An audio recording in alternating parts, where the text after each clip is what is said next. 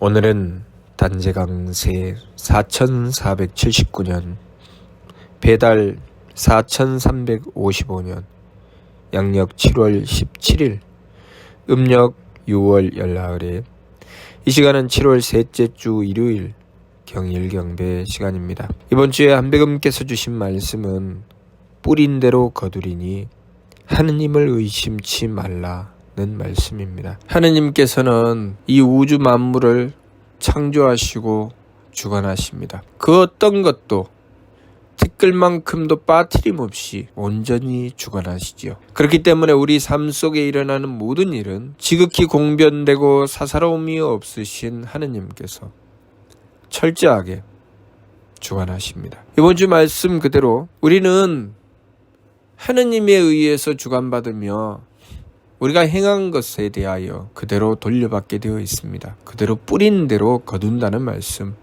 틀림이 없지요. 그렇기 때문에 만일 내가 오늘날 내가 무엇인가를 겪고 있다면 그 근본은 지난 과거에 있다는 것을 알아야 합니다. 내가 과거가 기억이 나지 않는다 할지라도 내가 지금 겪는 것을 보면 내가 과거에 무엇을 했는지 미루어 짐작할 수 있습니다. 그래서 만일 내가 지금 재앙을 받고 있다고 생각한다면 그 문제를 가지고 뉘우치고 돌이켜야 합니다. 나는 아무 짓도 안 했는데, 나는 바르게 살려고 노력했는데 왜 내가 이 꼴을 당해야 되나?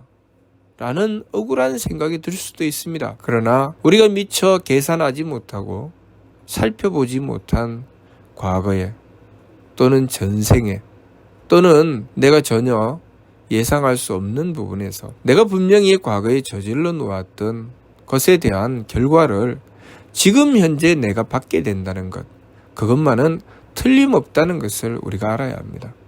그래서 우리가 우리 현실의 어려운 문제를 만나면 내가 무엇인가 악함을 만난다거나 어리석음을 만난다거나 박함을 만나서 내가 지금 재앙받고 있구나, 또는 내가 도대체 어디로 나가야 될지 모르겠다, 또는 나는 왜 이렇게 천대받는 삶을 살아야 되나 라는 생각이 든다면 열심히 그 문제에 대하여 하느님께 빌어야 합니다. 내가 비록 과거에 무슨 짓을 저질렀는지 전혀 기억이 나지 않는다 할지라도 나에게 발생하는 문제를 놓고 돌이켜 생각해보며 빌어야 합니다. 기억이 나지 않아도 빌어야 하죠. 왜냐하면 내가 지금 현재 무엇을 행하느냐는 미래를 결정짓기 때문입니다. 내가 미래에 무엇을 받을 것인지, 나의 미래의 삶이 무엇인지 알려면 지금 현재를 보면 됩니다. 내가 지금 현재 하고 있는 짓이 내가 미래에 받을 것입니다. 내가 지금 힘들고 어려운 상황에서도 착함을 잃지 않으려고 하고 항상 도리를 지키고 맑은 기운을 갖추려고 하고 늘 힘들고 어려워도 정성으로 행하여 후함을 잃어버리지 않으려고 노력하고 정성을 들인다면 나의 미래는 분명히 내가 지킨 착함과 맑음과 후함에 대한 결과로 복과 장수함과 귀함을 받게 됩니다. 다시 말해서 내가 뿌린 것을 미래에 반드시 받게 된다는 것이죠. 하느님은 지극히 공변되고 사사로움이 없으시기 때문에 내가 행한 것은 정확하게 그대로 나에게 돌려주십니다. 그러니 내가 미래에 복됨을 기약하려거든 지금 나는 열심히 그 복을 받을 준비를 해야 됩니다. 조금이라도 악함으로 떨어지려고 하면 나의 미래를 생각해서 깜짝 놀라 뉘우치고 돌이켜야 합니다. 내가 삶을 살아가면서 악한 이들을 만나고 그것 때문에 어려움을 겪고 피해를 받는다면 내가 기억나지 않은 지난 과거 또는 잘 생각해보면 기억날 수도 있습니다. 지난 과거를 돌이켜 살펴보면서 하느님께 열심히 빌어야 합니다. 하느님께 열심히 빌면 그 죄가 닦이죠. 그 죄가 닦이면 나의 미래는 밝아지는 것입니다. 현재는 과거와 미래의 사이에 있죠. 그래서 내가 지금 현재를 어떻게 사느냐에 따라서 나의 운명을 바꾸어 놓을 수 있습니다. 나의 미래는 현재와는 다른 삶을 얻게 되죠. 만일 내가 현재를 악함으로 달리게 된다면, 잘못 살게 된다면 나의 미래는 분명히 재앙의 삶이 될 것입니다. 만일 내가 기억나지 않은 수많은 지난 과거에 내가 많은 공적을 쌓고 착한 일을 많이 했는데 지금 현재에 와서 내가 악을 저지르게 되었다. 그냥 욕심으로 달리게 되었다. 내가 지난 과거에 쌓아놓았던 것을 다 까먹을 때까지는 내가 큰 어려움이 없을 것입니다. 그러나 내가 지난 과거에 쌓아놓았던 것을 다 까먹고 나면 그때부터 나는 내가 저지른 것에 대한 것을 돌려받기 시작합니다. 그러면 그때부터 어려움을 겪기 시작하죠. 우리가 뉘우치고 돌이킬 줄 모르면 어려운 문제를 해결해 나갈 수 없습니다. 재앙을 받아서 그 재앙을 복으로 바꿀 수 있는 길, 쉽고 편하게 편법을 써서 안 됩니다. 쉽고 편하게 편법을 쓰면 내 미래에 내가 받을 것이 내가 쉽고 편한 대로 행한 것에 대한 결과를 받게 됩니다. 나에게 돌아오는 것은 정성 들이지 않는 것이 나에게 돌아오죠. 나는 정성이 필요한데 나에게 정성 들여주지 않습니다. 쉽고 편하게 나를 대하죠. 그것이 물건이든 그것이 사람이든 내가 저지른 것 때문에 나에게 다가올 때는 귀하고 값진 것이 오지 않고 항상 싸구려와 천한 것이 나에게 옵니다. 내가 저지른 것이죠. 내가 정성 들여 행하지 않고 함부로 행한 것에 대한 결과는 그렇게 돌아옵니다. 그 진리를 우리가 믿어야 되죠. 하느님께서는 조금도 어긋남이 없으시다는 것을 우리가 믿어야 합니다. 그리고 그러한 하느님을 두려워할 줄 알아야 되죠. 그래서 우리가 악함을 두려워하는 것은 하느님께서 지극히 공변되고 사사로움이 없으셔서 내가 행하고 나서 아이고 하느님 잘못했습니다. 그 한마디로 끝나지 않기 때문에 우리는 악함을 두려워하고 하느님께서 그 한마디로 해결해 주시지 않기 때문에 하느님을 두려워하는 것입니다. 내가 지난 과거에 지은 죄가 있는데 그 죄를 아이고 하느님 잘못했습니다. 용서해 주십시오. 한마디만 하면 그것이 해결이 되겠습니까? 빌고 또 빌고 돌이키고 또 돌이켜야 되지요. 우리는 어리석게도 하느님께 나아가서 내가 지난날 아무리 죄를 지었어도 한마디만 아이고 잘못했습니다. 하느님 저 아시죠? 제가 하느님께 잘못했다고 하니까 하느님은 전지전능하시잖아요. 내가 잘못했다고 하잖아요. 하느님은 전지전능하시고 그러니까 해결해 주세요. 하느님은 그렇게 해결해 주시지 않습니다. 지극히 공변되고 사사로움이 없으시기 때문에 하느님은 내가 지난 과거에 저지른 것에 대하여 거울처럼 비추어 그대로 돌려주십니다. 그러니 내가 지난날 10번을 잘못했으면 10번을 빌어야 됩니다. 100번을 잘못했으면 100번을 빌어야 되죠. 내가 지난날 10번, 20번, 100번, 1000번을 잘못해놓고 단 한 번만 빌면 해결된다. 그것은 우리의 착각입니다. 그렇게 해결되는 일은 없습니다. 우리가 그런 착각 때문에 일확천금을 생각하는 것이죠. 내가 돈을 열심히 까먹었습니다. 열심히 낭비했죠. 그렇게 열심히 낭비를 하고 부모님께 물려받은 어마어마한 재산, 또 지난날 내가 과거에 열심히 일해서 벌어놓았던 많은 돈을 도박판에 가서 다 탕진을 했습니다. 그러고 나서 그 많은 돈을 한 방에 만회하려고 합니다.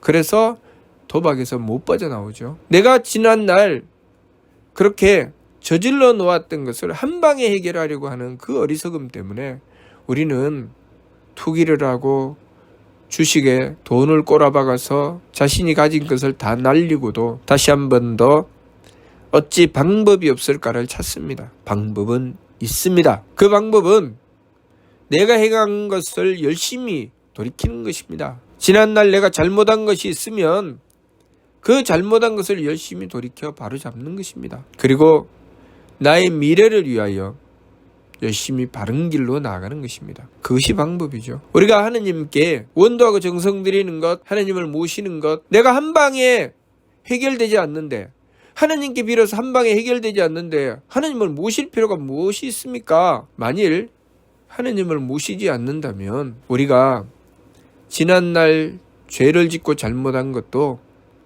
돌이킬 수 없습니다. 우리가 하느님을 모시고 빌어야 돌이키는 것이지, 하느님을 모시고 빌지 않고 내가 지난 과거에 저질렀던 죄를 돌려놓는다? 못 돌려놓습니다. 바꿀 수가 없지요. 그래서 내가 앞으로 받을 것만 기다려야 됩니다.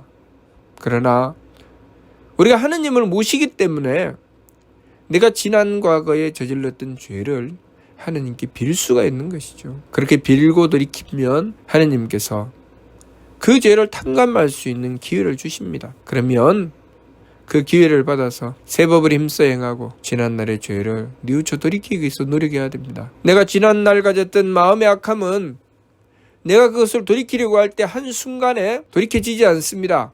내가 가졌던 악한 마음이 갑자기 착한 마음으로 바뀌지는 않습니다. 그 악한 마음이 착한 마음이 될 때까지 빌고 또 빌어야 됩니다. 그렇게 지난날 내가 저질렀던 것을 다 돌이킬 때까지 빌어야 되죠. 마치 폭력을 일삼으며 깡패 생활을 하던 사람이 손을 씻으려고 할 때 그 사람이 무슨 꼴을 당합니까? 깡패를 할 때는 쉽고 편하게 주먹질하며 돈을 벌고 그것으로 누리며 살았습니다. 그런데 이제 더 이상 그 짓이 하기 싫습니다. 그래서 손을 씻고 나오려고 하면 온갖 고난을 받아야 되죠. 그 온갖 고난을 받는 것이 내가 지난날 저질렀던 것을 탕감해 나가는 길이죠. 우리가 하느님께 비는 것은 그렇게 지난 과거에 저질렀던 것을 하느님께 빌면서 하느님께서 그 문제를 해결할 수 있는